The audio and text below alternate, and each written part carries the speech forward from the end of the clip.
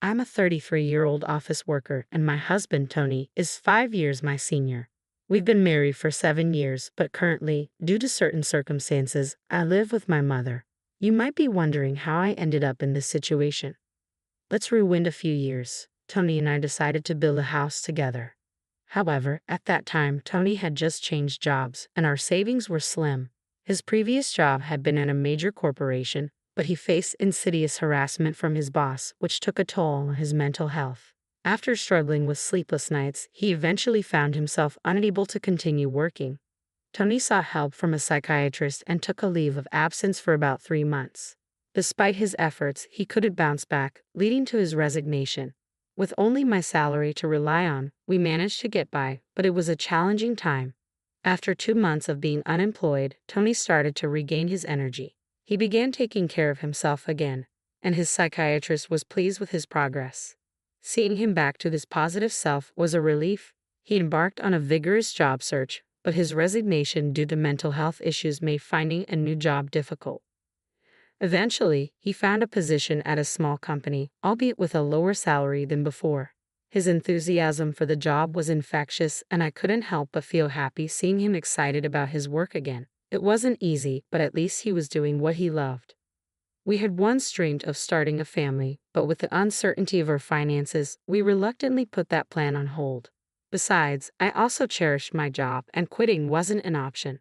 Just when we thought things were stabilizing, a new challenge emerged.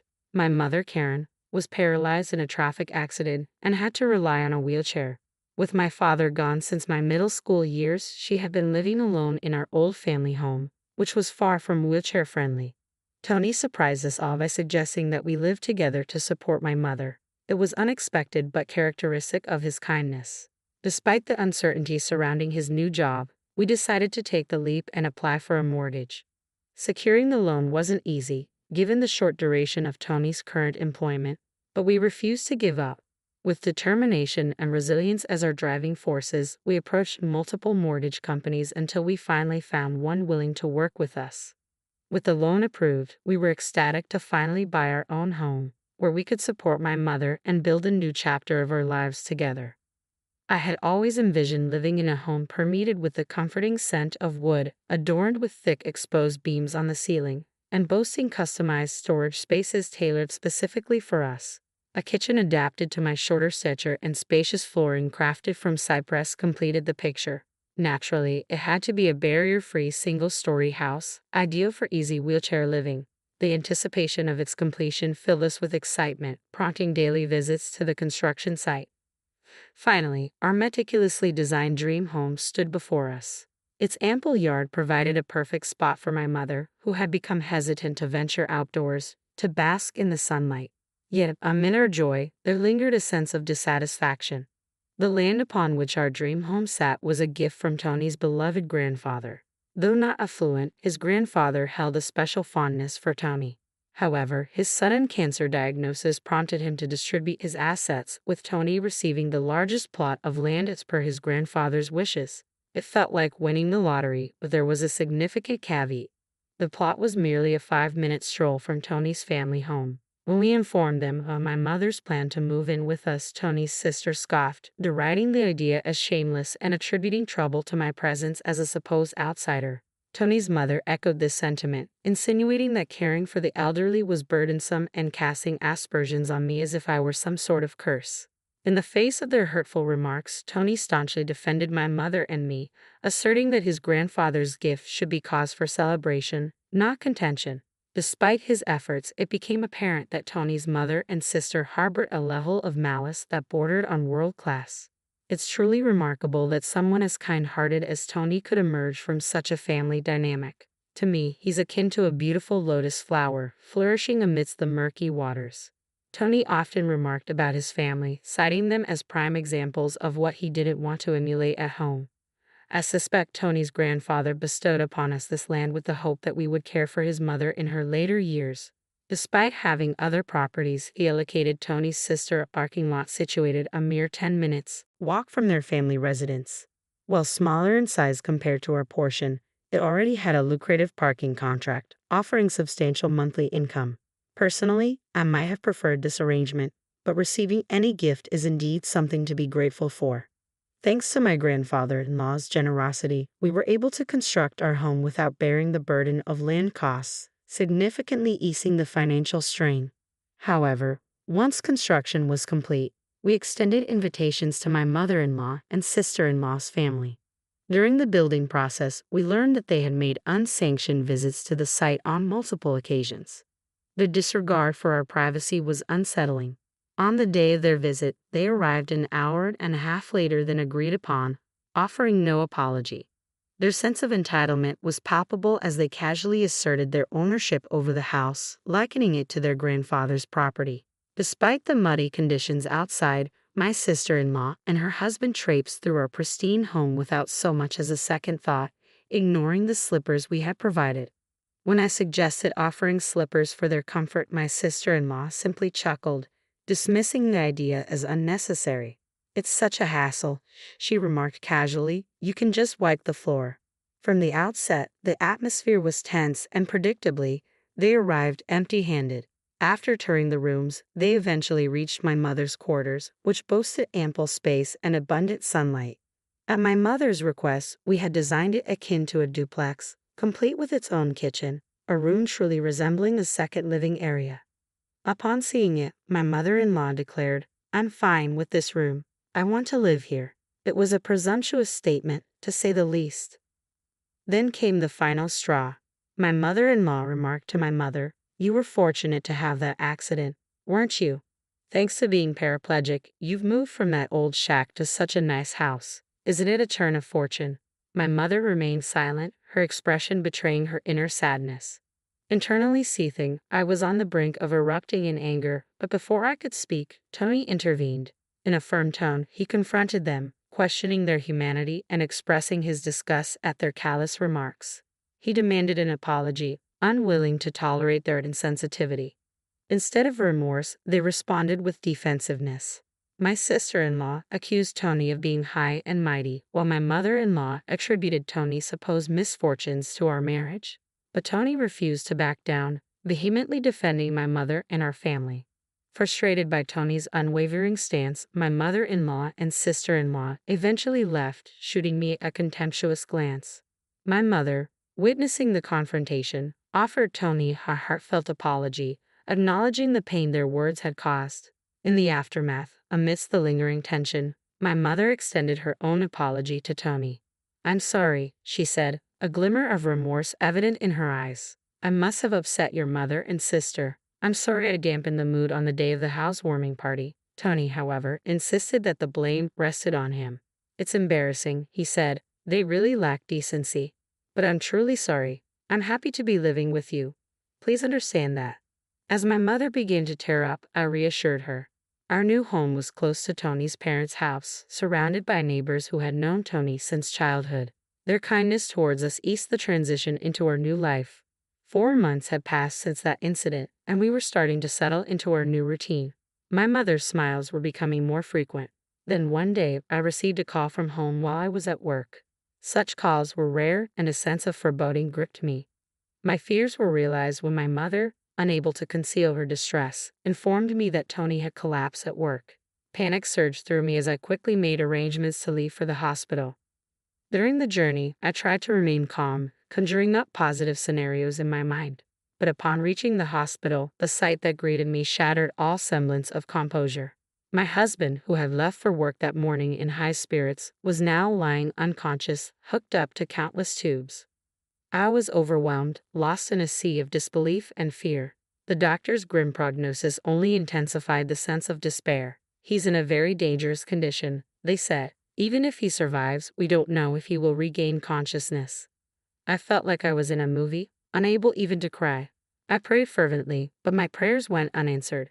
My husband Tony passed away just like that.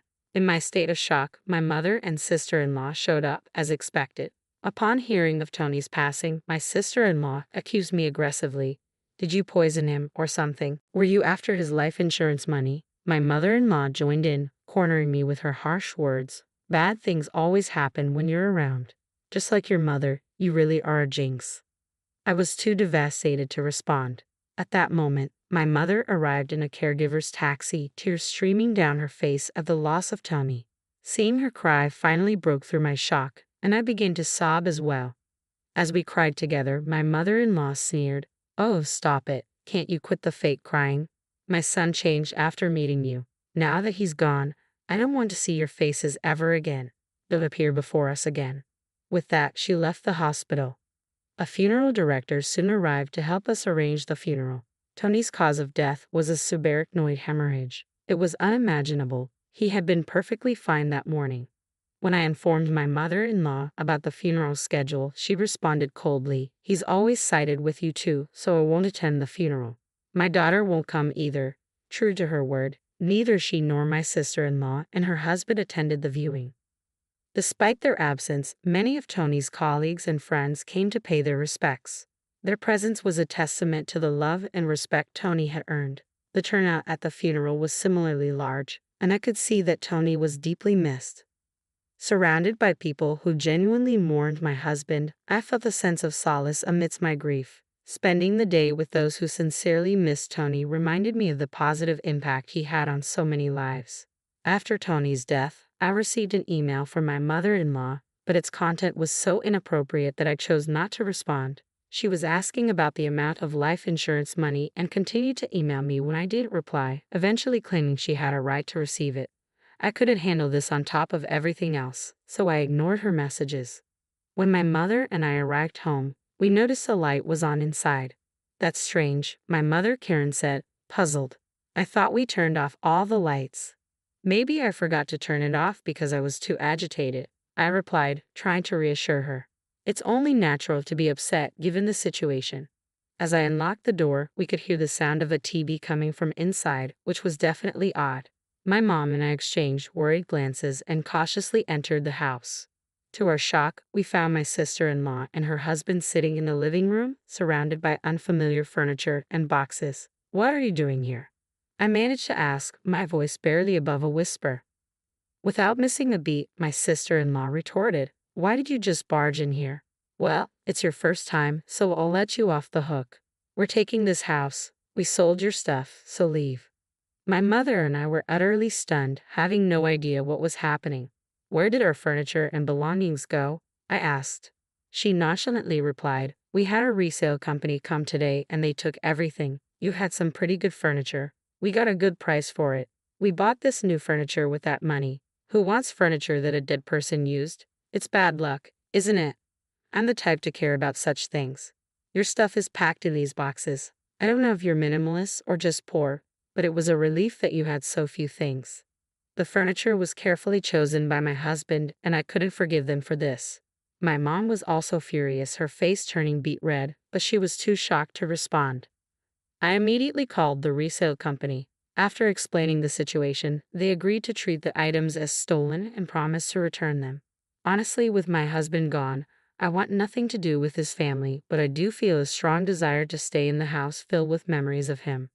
As I grappled with these conflicting emotions, my mother leaned in and whispered to me, "What do you think Tony would say if he were here now?" "Maybe he'd say we should leave." "I'm sure that's true. Tony always used to say, it's worth spending time with people who understand you. But there are also people who just won't get it, no matter how much you explain. It's a waste of time dealing with those low-level aliens." He was, in fact, talking about his mother and sister. I can see it clearly now. If we continue to live here, his family and relatives will keep interfering. So, impulsively, I signed a lease on an accessible apartment. My mother was taken aback by my decisiveness. I asked the resale company to keep the furniture for a few days, and 3 days later, we moved it to the new apartment. In exchange for moving out, I made my mother-in-law and sister-in-law promise to cut ties with us. And so, a new life began with just my mother and me in the apartment. Tony had so many life insurance policies, it was almost obsessive. He often joked, always with a smile, "When I die, you guys will be rich." True to his word, my husband left my mother and me enough money to be comfortable for the rest of our lives. Tony was unable to secure a mortgage when we bought the house, so as an employee at a major corporation, I purchased the house under my name. I ensured that even if something happened to Tony first, I wouldn't be stuck paying a mortgage for a house I wouldn't live in. According to the original contract, The house would be auctioned off if the mortgage wasn't paid for 3 months. In the hustle and bustle of life, 3 months passed in a flash. Then, I received a barrage of calls from my sister-in-law, Jessica, filled with astounding fury. My call history was flooded with calls from Jessica and my mother-in-law, Linda. What the heck? This is seriously scary, I thought. It felt like something out of a horror movie. Since they were being incredibly persistent, I picked up the phone and found out they were furious that the house was being sold. Apparently, when they returned home, they were unable to get in and found a seizure notice. Jessica and her husband had moved out of the apartment they had been living in since Tony passed away, and Jessica had also quit her job. I suggested they move back into their parents' house as they were panicking about suddenly being homeless. To my surprise, Linda had become so involved in gambling that she couldn't keep up and had sold her own house. It seems they had been living together for the past 2 months. From what I hear, they even sold their primary source of income, a parking lot in front of the train station, a long time ago. Now, Linda and Jessica's family are completely homeless. When Linda said, "I'm sorry for everything, let's get along. Can you lend me some money, please?" I replied, "I think it's best if you stay away since I'm a jinx. We're strangers now that we've severed ties." Linda fell silent, mumbling a weak In my mind, I was laughing, thinking, who's the real bad luck charm here? When I said, "I won't lend you a single cent," Jessica, who had been listening to the conversation, shouted, "You devil. Bring us the money right now." "I am a devil and bad luck, so I'm going to hang up now," I replied and ended the call. In truth, I had involved the lawyer for the past 3 months, pushing for the auction of the house. I thought it was an unusual case, but apparently it's not that uncommon. The house was sold without any major trouble, allowing our family a moment of respite. We plan to find a new home with the money Tony left us. Since it's just my mother and me, we don't need a big house. We prioritize security as 2 women living together. So, I chose a condominium with minimal noise disturbance. I remember something my husband always said when we built our home.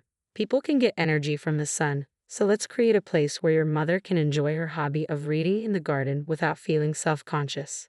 With those words, he had made a spacious courtyard for her. So, I looked for a condo with a large balcony where she could enjoy her coffee and read. It's smaller than our previous home, but the room is spacious enough to house the furniture my husband proudly chose. The piece of land that was gifted to us by Tony's grandfather was expansive, and the house sold for more than expected. With that money, I bought a rather luxurious condominium. The security is top-notch, so my worrywart husband would surely rest easy. I heard rumors about my in-laws' family. Our old neighbors were worried about my sister-in-law's family suddenly moving in. My mother-in-law and sister-in-law's family were left homeless. They even tried to borrow money from neighbors. In the end, they couldn't borrow anything and ended up living in public housing after consulting with the community. But they're stubborn people, so it seems the trouble never ends. From what I've heard, they caused a commotion by having a barbecue on their small balcony. Their thoughtless actions must have shocked the locals. Whether due to a lack of money or just frustration, they seem to have loud arguments every night. People say they're causing such a racket that it sounds like things are being thrown around. My sister-in-law's husband left a long time ago, and now it's just her and Linda living together. It's quite the contrast to my peaceful life with my mother. Although we're both 2-member households, it seems that the neighbors are banding together to try to get this nuisance family evicted. No matter where you go, if you're a nuisance, people won't welcome you. What goes around comes around. I just want to live peacefully and quietly, estranged from my embarrassing family. I believe that Tony is surely watching over us. From now on, I plan to live my life without causing trouble to others and do my best to live not just for myself,